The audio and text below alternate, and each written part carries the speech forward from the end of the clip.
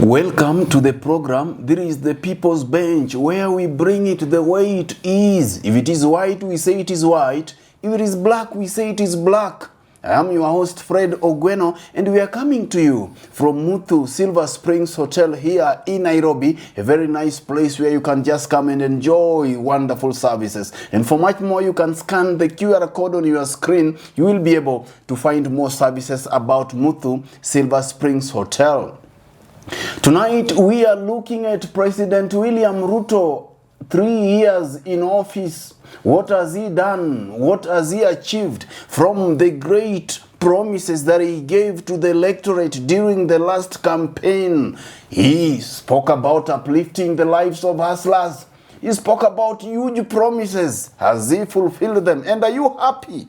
We are here to talk about this with Mr. Robert Kiberenge. He is an activist. He says it the way it is without mincing words. And we are here to look at President William Ruto's scorecard. How are you, sir?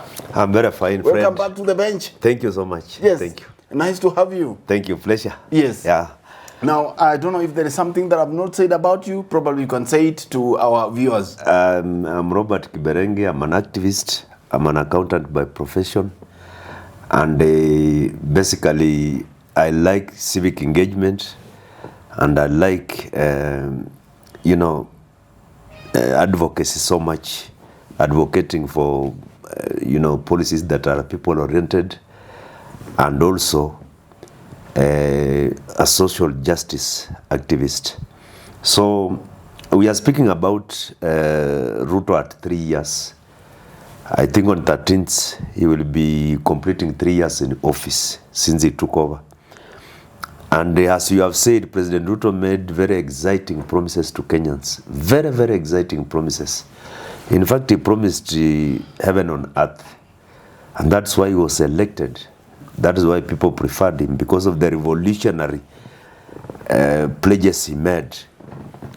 Pledges to uplift the people at the bottom of the pyramid so that they can also rise up. Some people could even imagine that he was talking about, making the pyramid upside down, turning it upside down, so that those who live in Karen come to Kibra, and those who live in Kibra go to Karen. That is how some people could imagine it. So the people who are most disappointed by his pledges are those people who voted for him and who truly believed in the pledges he made. You can imagine he pledged 1 million jobs per year.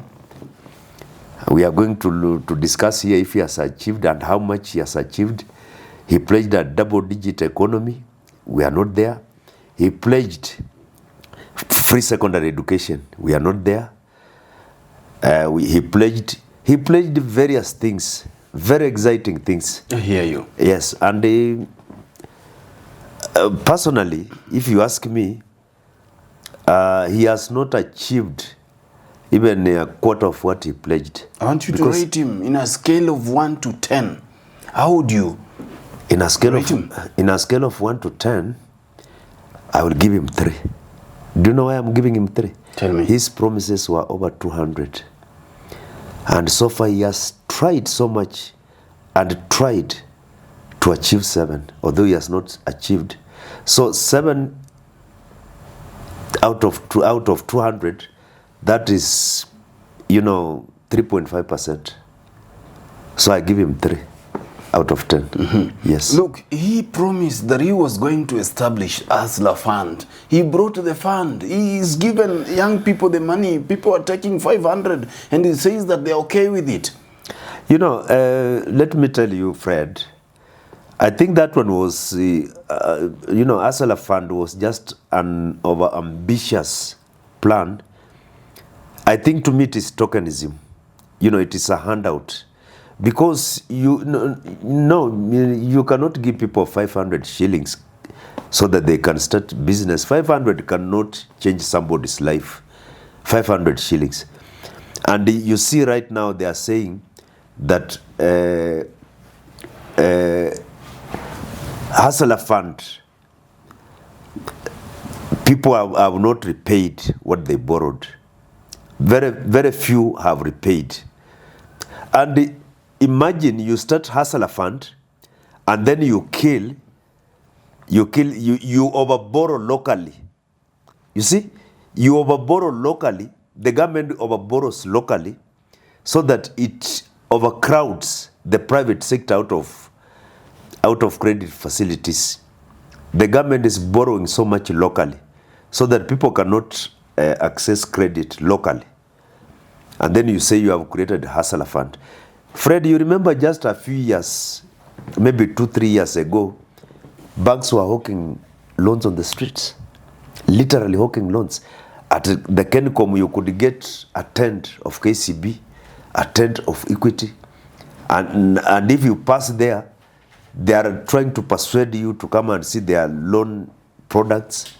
It is not happening right now because the local banks have one good borrower, one good client called the government, who is willing to take their loans at a very high interest rate of 18%. So you are an individual or a private sector cannot access a loan at 10%. I hear you. Yes. I hear you. In the economy of time, he said that when he came in, he found the price of unga was high, above the roof. Yes. He said that the dollar, the rate of dollar exchange, to Kenya shillings was beyond comparison. He says that he has stabilized the dollar and that the economy is doing good, that all we need is to give him time. We like perpetuating lies so much.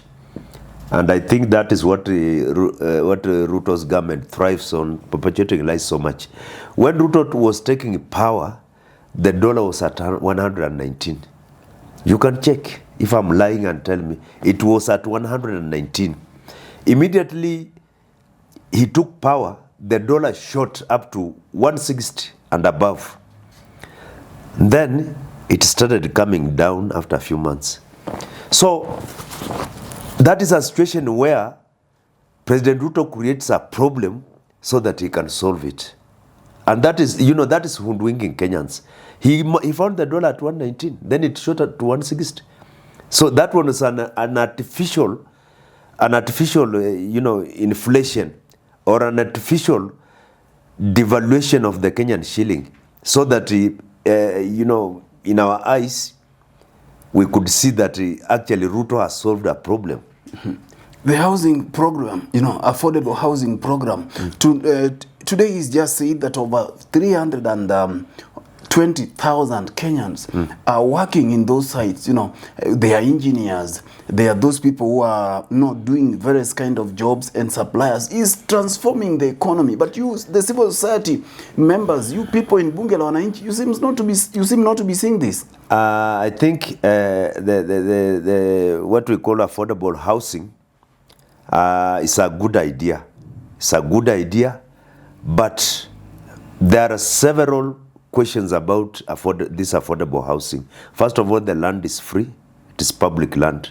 The government does not buy the land.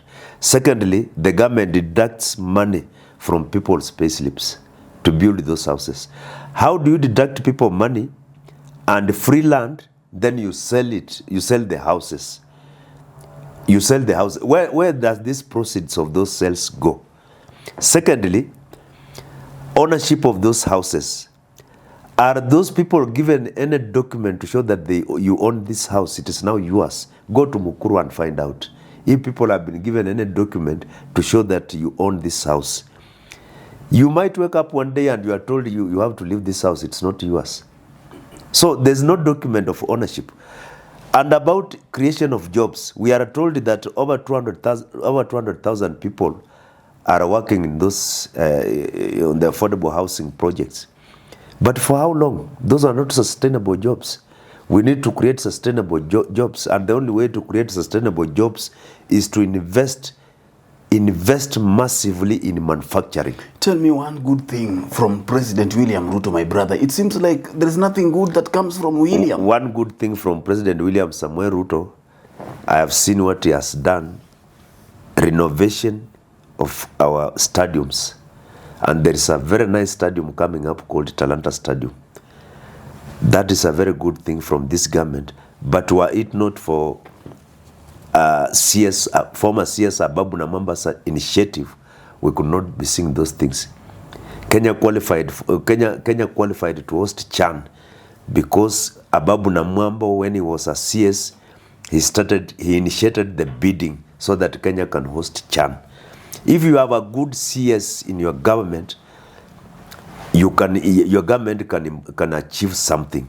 So Ababu Namwamba was a good CS. Without Ababu Namwamba was the initiator of the Talanta Stadium.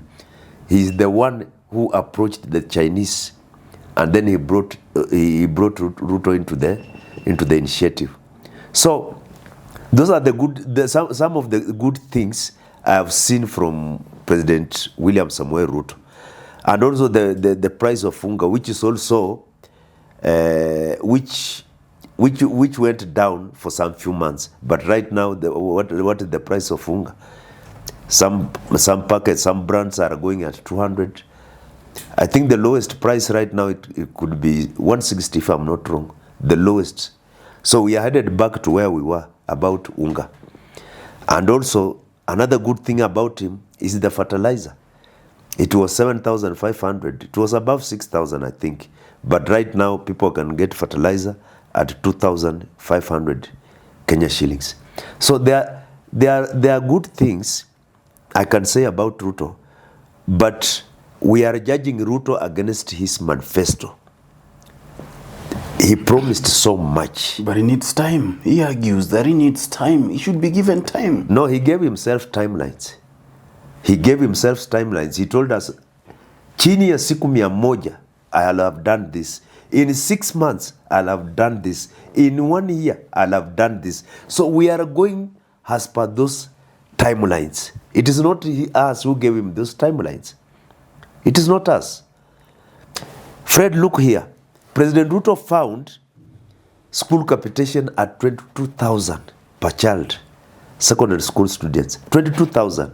Right now it is at 16,000 per student.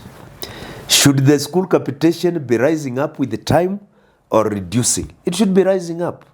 What is the justification for reducing school capitation? It is not justified. And you can see the confusion in the education sector. People do not know whether they are in secondary because we were told that junior secondary students will be domiciled in primary schools. So people do not know whether they are in secondary or they are in primary. That is confusion. So I think we are judging him, let me reiterate, we are judging him as per his pledges, as per his manifesto. We are not judging him, we are not comparing him with the other presidents. You know, somebody will say, I have done more than what Uhuru did. I have done more than what Kibaki did. We are not comparing him with Uhuru or Kibaki. We are judging him against his manifesto. Tell me about his record when it's come to the rule of law, human rights. You know, we remember the things that have happened, you know, in 2024 and 2025. Yes. Obedience to court orders, because I know there is something that is very dear and close to your heart when it's come to issues to do with human rights and the rule of law. Yeah, I can say since Moi left power, under Ruto is when we have experienced the highest human rights violations. In fact, Kenya is currently rated as one of the countries in the world with the highest human rights violations. We have seen rampant extrajudicial killings. We have seen abductions. We have seen even you journalists, you media people being, you know, brutalized, openly brutalized. Such things used to happen during Moi's time, and now Ruto has reinvented that, so that under Ruto we have seen the freedom of assembly space shrinking. We have seen freedom of the press under Ruto shrinking.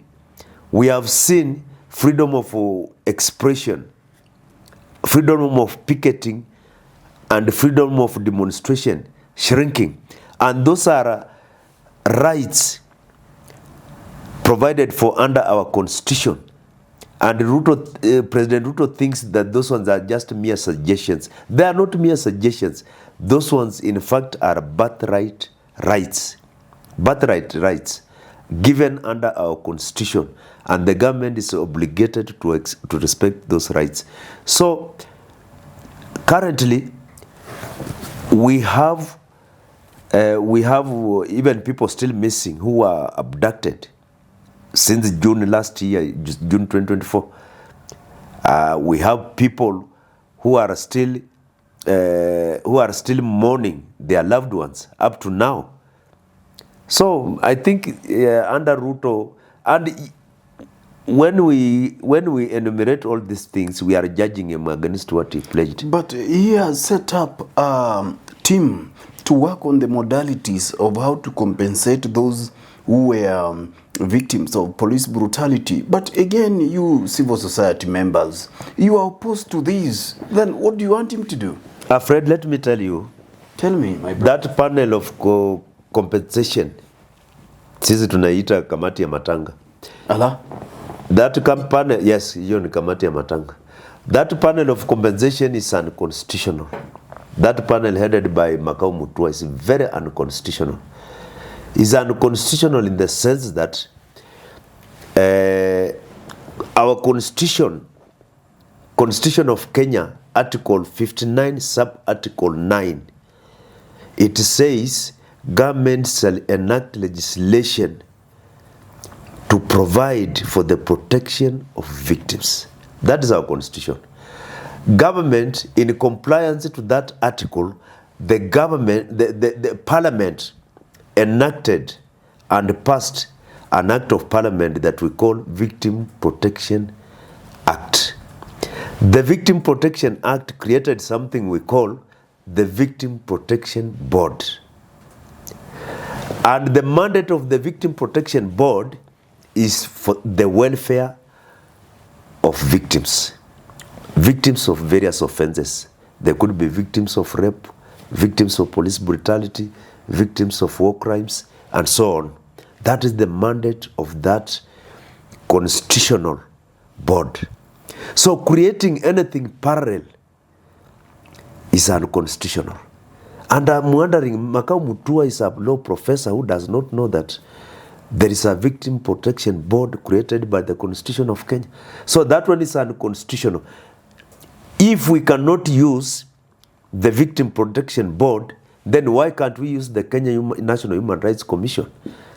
Because these two organs have the mandate of, watching the government on matters human rights. I hear you. Yes. None other than the former CJ, former Chief Justice David Maraga, was appointed and given a mandate by the president to go around the country, yes, and collect views on how police sector could be reformed, Yes. And they did. I don't know whether it is a good job or it is a bad job. Their findings are gathering dust. And here we are creating another committee, another panel that supposedly would advise the president on how to deal and end the cases of police brutality and welfare of the police.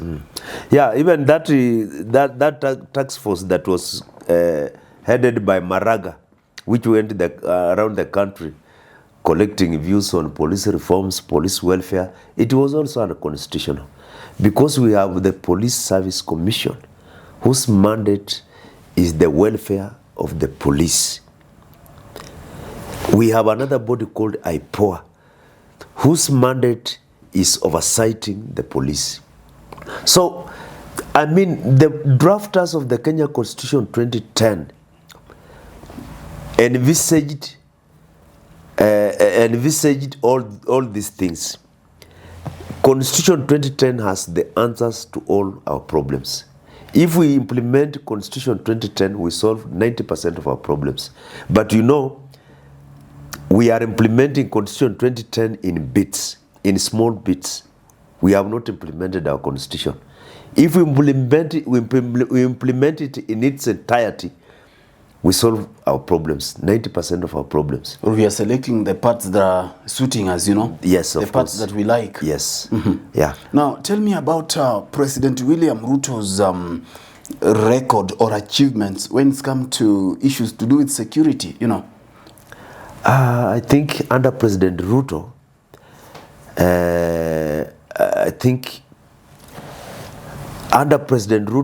there is recklessness in security management. Recklessness, I dare say, because you can see even we hear Jubaland forces have occupied 60% of Mandera. We don't live in Mandera, Fred. It is the governor of Mandera County who has said in the media that 60% of Mandera County is occupied by Jubaland forces. That one is a serious security situation happening under this regime, and the government has not responded. So we are asking questions.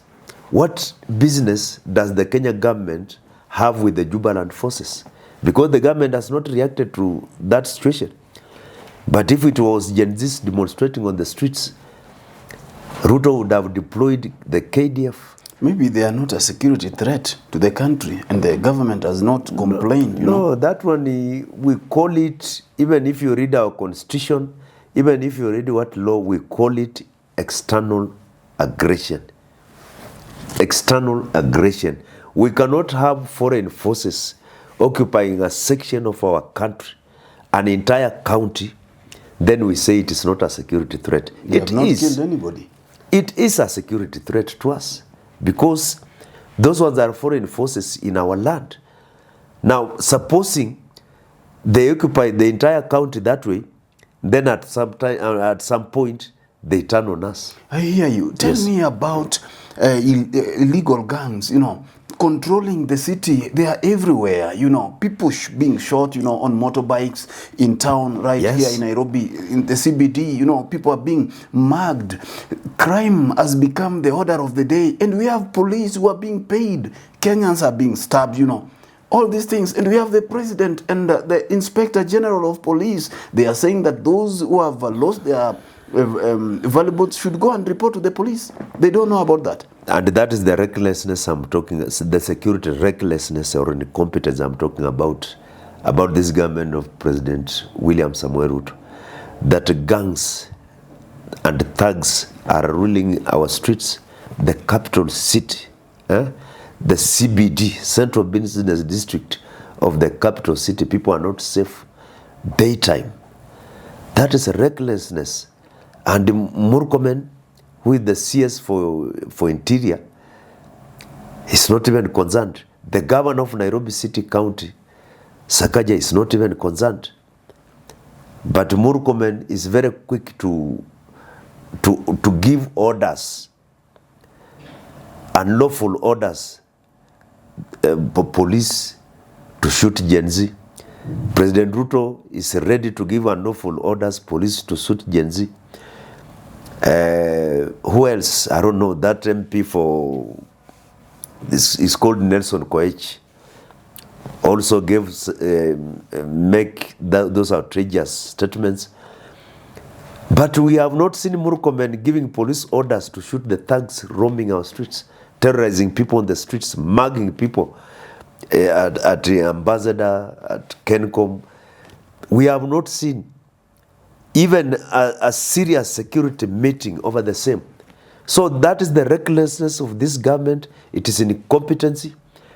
And this government has failed in the security sector, in the health sector, in the education sector, this government has failed in all sectors. As we are winding up, what would you advise President William Ruto, or advise the advisors who advise him? Because there are many. I know Yes. they may say that you may not qualify to advise them. Yes. You know, what should you tell them? Because here, next year campaigns begin, Yes, know, yes. literally, we will not be seeing anything happening in this country. You know, they will be chest thumping. Yes. They will be promising, coming back with huge and big promises that they will almost be taking us to heaven, even though we are still here. Yes.